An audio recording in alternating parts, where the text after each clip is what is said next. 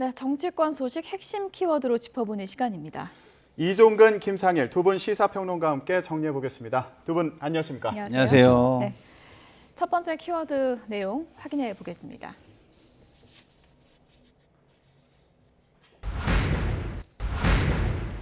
그래도 지구는 돈다.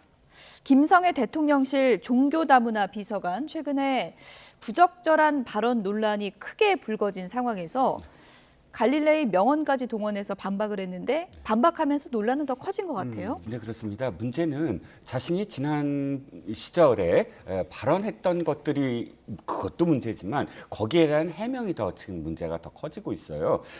그 중에서 가장 큰 게 지금 앵커님 말씀하셨듯이 갈릴레오를 비유한 건데 자, 제가 왜 그게 문제라고 생각을 하냐면 지구는 돈다라고 주장하고 싶으면 이 다문화 비서관은 하지 말아야 돼요. 왜냐하면 다문화 비서관은 말을 하는 그런 그 직책이 아니고 말을 듣는 직책이에요. 예. 종교 다문화 비서관을 왜 만들었습니까? 종교적으로 사실 갈등이 굉장히 많잖아요. 그리고 다문화도 사실상 우리가 다문화라는 말을 생기고 지금까지 계속 이어왔지만 그럼에도 불구하고 우리가 정말로 다문화, 즉 다른 어떤 민족과 다른 문화와 관련해서 그만큼 일상생활에 포용할 수 있는 그런 사회일까요? 아직은 멀었다는 거죠. 예. 그런 갈등들을 해소하기 위해서는 들어야 되고 그 제 갈등의 어떤 계층이라든지 집단이라든지 이런 분들의 의견을 들어서 그다음에 그것을 보좌하는 역할, 정책에 네. 반영하는데 보좌하는 역할이 비서관입니다. 그런데 지금 갈릴레오는 돈다라고 자기 주장이 그렇게 확실하다면 네. 그럼 이 사람은 비서관이 아니고 말을 하는 입장, 그러니까 그런 주장을 하는 어떤 집단이라든지 그런 걸 이끌면 돼요.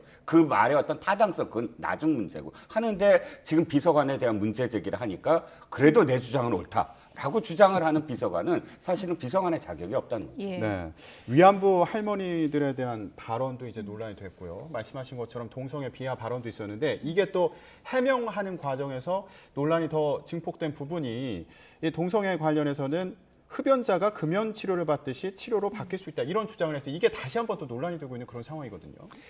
제가 이 분을 보고 있으면 윤석열 대통령께서 정말 이분을 알고 뽑으신 건지 아니면 모르고 뽑으신 건지 이게 제일 궁금해요. 알고 뽑으셨다면 저는 대통령께서도 굉장히 문제가 심각하다고 저는 생각하는데 저는 개인적으로 모르고 뽑으셨겠지라고 저는 이제 그렇게 기대를 하고요. 자, 동성애를 한번 보시자고요. 우리가 이제 그 인권이라는 게 있잖아요. 예.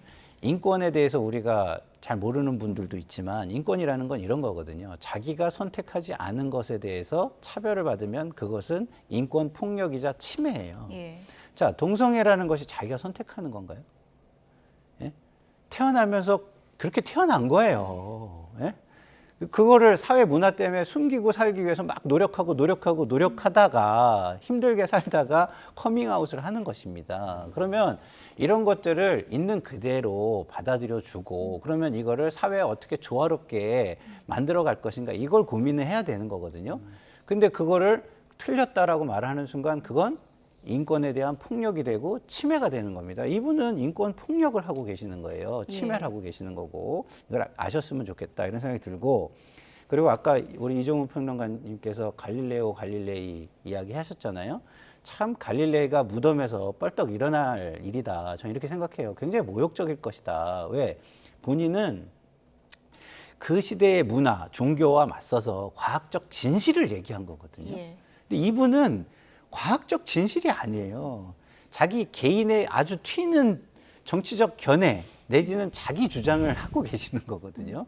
이거에 동조하는 사람이 저는 얼마나 되는지도 잘 모르겠어요. 저는 다수가 이분의 말에 동조하지도 않을 거라고 생각하는데 예. 자기만의 논리를 이런 식으로 이야기한다? 진짜 이거는 2차 가해고 인격살인이에요. 왜? 위안부 할머님들은요. 돈을 달라고 하신 적이 없어요. 명예를 회복해 달라고 하신 거예요. 그래서 일본에 사과를 요구하신 거예요. 그래서 돈을 받거나 이런 거는 우리가 받아들이기가 어렵다. 일본의 사과가 전제되고 우리가 죽기 전에 명예를 회복하고 싶다. 이 말씀을 하신 분들이거든요. 그분들한테 무슨 밀린 화대를 받아줘야 되냐. 이게 어떻게 참 인간의 탈을 쓰고 가능한 말씀이신지 참 저는 국민들도 저랑 똑같은 참담함을 가지고 계실 거라고 생각합니다. 역사 인식과 관련해서도 조선시대 여성 절반이 성노리개였다 하면서 이건 내가 역사적 사실을 얘기하는 거다. 부끄러운 역사 반성하자는 의미다. 이렇게 또 반박을 하기도 했거든요. 자, 모든 주장은 단순히 이 객관적 어떤 사실을 전달하는 게 주장이 아닙니다. 그 안에는 목적이 있어야 돼요. 예. 그러니까 내가 조선시대에 어떤 걸 인용할 때 그것은 내가 지금 살아가는 현재와 미래를 생각하는 어떤 지향점 때문에 그 과거를 끌고 오는 것이거든요. 그럼 다시 얘기해서 조선시대 때 노비가 있었고 노비가 뭐 전 인구의 몇 퍼센트를 차지하는데 그 노비는 대개 성노리개였다. 이런 식의 논리가 과연 우리가 살아가는 삶에서 그 과거가 진실이든 아니든 그 과거를 왜 끌어와서 이야기를 하느냐. 그러면 의도를 생각할 수밖에 없어요. 그러면 지금 위안부 할머니에 대한 이 사람의 생각의 일단을 이렇게 갖고 왔을 때 위안부 할머니의 그 문제를 갖고 이렇게 연상시키게 만들려고 하는 거 아니냐라고밖에 생각을 할 수가 없거든요. 뭐 물론 과학계에서도 당연히 당시에 어떤 인구가 몇 퍼센트고 그리고 노비가 몇 퍼센트라는 건 과학적으로 검증된 적도 없고 또 이걸 지금 인용하는 어떤 뭐 논문이 있는데 그 논문의 저자 역시 난 그렇게 얘기한 적이 없다라고 지금 이야기하고 있거든요. 그렇다면 어떤 목적으로 이것을 이야기했는지에 대해서도 불분명한데 더군다나 이 표현 자체는 지금 살아가고 있는 현재 살아가고 있는 여성들이 들었을 때 굉장히 불편하고 또 대단히 모욕적인 어떤 발언으로밖에 인식을 못하고 있거든요. 그러면 이 역시 대단히 부적절한 발언이라고 할 수가 있겠죠. 네. 김성애 비서관이 논문을 인용했다면서 주장하는 부분이 외국인 자녀가 부모를 따라서 이제 귀화할 수 있도록 하는 중도 입국 자녀 정책이 있더라고요. 이걸 이주 노동자들이 악용해서 친인척을 편법으로 입국시키고 있다 이런 주장을 하면서 이게 논문에 이런 내용이 거론되어 있다 이렇게 주장을 한 건데 실제 이 저자 같은 경우에는 이게 그런 내용이 포함되어 있지 않다 또 이렇게 반박하고 있는 상황이거든요. 그러니까요, 이분의 주장은 제가 볼 때는 약간 허언증에 좀 가까우신 것 같아요. 예. 그러니까 본인이 과거에서 언젠가 스쳐들은 이야기가 있거나 그러면 그걸 갖다가 자기 논리로 만들어가지고 막 말씀을 하시는 거예요. 예를 들어서 아까 우리 이종은 평론가님께서 잘 말씀해 주셨잖아요. 무슨 이야기를 할 때 어떤 근거가 있을 수 있어요. 그러면 일단은 메시지가 있고 이 근거를 확인해가지고 근거를 메시지를 강화하기 위해서 갖다 붙여야 되는 건데 이분은 그런 게 없어요. 지금 보면은. 그래서 지금 말씀하시는 것들이 모두가 오히려 저 비서관직을 하는데 오히려 반하는 이야기들을 계속 하시는 거예요. 아까 말씀하신 건 이주 노동자 얘기를 하거나 뭐 성노리 얘기를 할 때 그것을 반성하기 위해서 한 거라면 어떻게 해야 됩니까? 여성 인권을 이야기하고 뭐 그러면은 그런 어떤 과거의 불평등과 불공정에 대해서 어떻게 할 것인가를 먼저 메시지로 얘기해 놓고 예. 그런 목적을 위해서 이게 논문을 살펴보니까 이런 것들이 있고 과거에 뭐 이런 것들이 있다. 이렇게 얘기하는 게 맞죠. 저는 이분은 저는 진짜 언급하기조차 진짜 전 참담하고 그다음에 이런 분이 공직에 지금 임명이 됐다. 예. 저는 빨리 좀 지켜만 보지 마시고 계속 청와대가 지켜보시겠다 그랬는데 충분히 지켜보신 거 아닌가 예. 이런 말씀을 좀 드리고 싶습니다. 저희가 이제 발언 내용을 하나하나 좀 짚어보면서 이게 더 큰 논란이 되고 문제가 되는 부분은 사회의 소수자 그리고 약자에 대한 발언의 실수 때문 아니겠습니까? 네, 그렇습니다. 아까도 말씀을 드렸지만 지금 윤석열 정부가 윤석열 대통령이 당선 시절부터 청와대를 축소하겠다, 30% 이상 줄이겠다라고 공언을 했습니다. 그런데 시민사회 수석실은 늘렸어요. 예. 그래서 늘리면서 이것은 여러 이 소수자들이든 혹은 사회의 다양한 목소리를 반영하기 위해서다라고 예. 이야기하고 그 안에 종교 다문화 비서관을 만든 겁니다. 예. 그리고 만든 이유도 이렇게 아예 공식적으로 이렇게 표현했어요. 편견과 차별을 넘는 사회를 만들겠다. 그런데 편견과 차별을 넘는 사회는 다시 말씀드리지만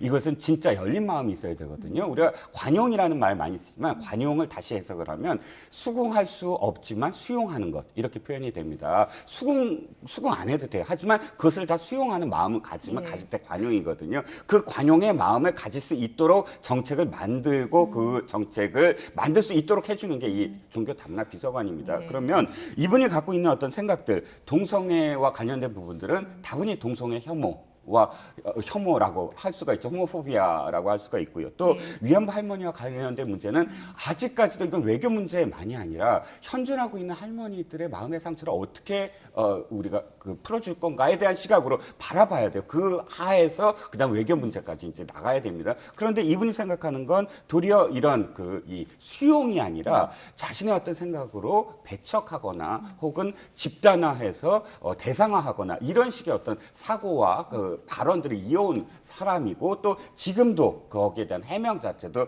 사실 그 생각을 버릴 생각이 없는 예. 그런 해명을 하고 있으니까 저는 이 자리에 안 맞는다는 것이죠. 그 발언들의 옳고 그름을 따지는 건 나중 문제예요. 그 사람이 주장대로 하라고 저는 그걸 막고 싶은 생각은 없습니다만 그럼에도 불구하고 이 자리에는 절대로 어울리지 않는다라고 생각합니다. 네. 그러니까 이런 분이 논란이 되는 것 자체, 저희가 이렇게 얘기하는 것 자체도 저는 굉장히 부적절하다고는 생각해요. 왜냐하면 어쨌든 이분이 하시는 얘기에 약간 맹목적인 분들도 있거든요. 그런 분들을 자극할 수가 있어요. 그래서 저는 정말 청와대가 이분이 정말 공인이 될 수 있는 분인가. 이종근 평론가께서 말씀하셨잖아요. 그냥 개인으로 남아서 자기 주장하는 거는 상관이 없어요. 근데 공인으로서 맞는 분인가. 이거 예. 아까 잘 지적해 주셨는데 그 부분이 청와대에 좀 잘 전달됐으면 좋겠습니다. 네. 근데 청와대가 아니라 대통령실에서는 대통령실이라고 네, 하겠습니다. 대통령실이죠. 예. 대통령실에서는 일단 좀 더 지켜보겠다 이런 입장인 거잖아요. 네, 그렇습니다. 근데 이제 윤석열 대통령의 리더십이 후보 시절부터 당선인 시절부터 지금까지 보면 인사와 관련해서 한 번 임명한 사람 또는 한 번 마음을 준 사람을 쉽게 아까 빠른 시일 내에 어떤 정리를 한다든지 이런 모습은 없어요. 그래도 지켜보고 다시 기회를 주고 그런 리더십이거든요. 보면 경선 시절에도 그렇고 윤핵관 논란에서도 사실 그런 리더십이 많았습니다. 하지만 이건 좀 달라야 된다고 생각을 해요. 이게 지금 뭐 내각도 아니고 내각은 더 문제가 있지만 누가 견제를 한다거나 인사청문회 같은 게 없지 않습니까? 그러면 예. 그야말로 대통령실에 관련된 조직은 오롯이 대통령 책임이에요. 그러니까 뭐 걸러지는 어떤 단계에서 국회가 걸러주거나 이런 상황이 아니기 때문에 그러면 거기에 대한 모든 부작용과 비판은 대통령이 오롯이 감당해야 되는 상황이거든요. 그래서 이 문제만큼은 지금까지의 어떤 그 패턴과 좀 달랐으면 예. 하는 바람입니다. 일단 좀 지켜보겠다는 기류인데 김성애 비서관이 스스로 결단을 할지 이 부분은 저희가 좀 지켜보도록 하겠고요. 일단 좀 지켜보는 분이 하나 더 있는 것 같습니다. 정호영 후보자 같은 경우에도 인준을 일단은 보류를 했어요. 네. 어떤 결단을 내릴 거라 보십니까? 그래서 인준을 보류하신 거 잘하신 것 같아요. 예. 그래서 처음에는 윤석열 대통령 스타일이 뭐 본인이 생각하는 거는 밀어붙이는 스타일이어서 걱정을 많이 했는데 예. 바로 안 밀어붙이신 거 보면은 정치인의 모습을 조금씩 갖춰가는 거 아닌가 이런 협상 생각이 좀 카드일까요? 협상 카드일 가능성이 예. 높다 이렇게 보여집니다. 저는 그리고 그렇게 생각하고 계시기를 저는 희망합니다. 사실은. 예. 그리고 민주당도 뭐 이 많은 지금의 상황이 협상 카드이길 저는 또 개인적으로 바라고요. 그래야 타협의 지점이 나올 것이고 그 타협이 있어야 국민들이 좀 정부가 일하는 모습을 볼 수 있죠. 근데 만약에 이렇게 계속 마주 달린다? 그러면 가장 피해를 보는 거는요. 양쪽 진영이 아니에요. 양쪽 진영은 우리한테 줄 서 이렇게 말하는 게 되고 줄 서는 사람들은 피해를 보지 않아요. 예. 그럼 줄 서지 않는 중간에 계신 국민들 이런 분들이 피해를 보게 되고 우울증에 걸리시게 되거든요. 그래서 그 지도자들은 제가 볼 때는 내 진영만 보고 정치를 해서는 안 된다. 국민을 보고 해야 되는데 그 국민이 세 갈래가 있잖아요. 내 지지자, 중간 그리고 상대 지지자 이렇게 있잖아요. 그러면 상대 지지자까지 다 아우르는 국민이면 예. 좋겠지만 적어도 국민이란 말을 쓰려면 중간까지는 아울러야 국민이라는 표현을 쓸 수 있다. 이런 말씀을 드리고 싶습니다. 네. 대통령이 정호영 장관 후보자에 대해서는 이제 숙고하고 있다. 이런 얘기들이 나오고 있는데 일단 외교부 행안부 장관 같은 경우는 임명을 강행했잖아요. 그러다 보니까 이거 결국에 총리 인준하는 데 또 영향 미치는 거 아니냐 이런 전망들이 있거든요. 그런데 그 여론이 어떻게 그걸 받아들이냐의 문제일 것 같아요. 5명을 일단 송부하지 않았습니까? 지금 이상민, 박진, 정호영, 원희룡, 박보균 이 5사람 중에 이상민, 박진 후보자만 임명을 했습니다. 예. 그런데 이 두 사람은 그래도 이유가 있었다는 거예요. 즉 한미 정상회담이 곧 있는데 예. 거기에 외무장관이 없다면 저쪽에서 외무장관이 왔을 때 그럼 차관이 가느냐? 사실 근데 첫 그 정상회담이야말로 앞으로 5년 동안의 한미 동맹의 사실 그 앞으로 그러니까 첫 번째 그림이거든요. 예. 어떻게 비춰지고 무엇을 이야기하느냐에 따라서 5년이 달려 있습니다. 굉장히 중요하고요. 또 행안부 장관 역시 정치적인 중립을 표방하면서도 어쨌든 지방선거를 전체적으로 관리해야 되는 어떤 장관 아닙니까? 그러니까 이 두 사람에 대해서는 예. 국민들이 그렇게까지 반대하지는 않을 것 같아요. 지금 저희가 그래픽으로 이제 쭉 정리를 해봤습니다. 한덕수 총리 후보자는 지금 인준이 이제 연기된 그런 상황이고요. 지금 보류 명단을 보면 한동훈 후보자도 전에 있지 않습니까? 네. 한동훈 후보자는 어떤 카드입니까? 한동훈 후보자는 뭐 예. 포기할 수 없는 포기할 카드 수 없는 카드입니까? 이렇게 예. 되겠죠. 근데 이제 저는 저게 민주당이 이제는 더 이상 문제 삼기가 좀 어려워진 상황이 됐다 이렇게 생각이 들어요. 저는 한동훈 후보자가 문제가 좀 많다고 생각합니다. 지난번에도 이 방송에서도 말씀을 드리고 했지만 예.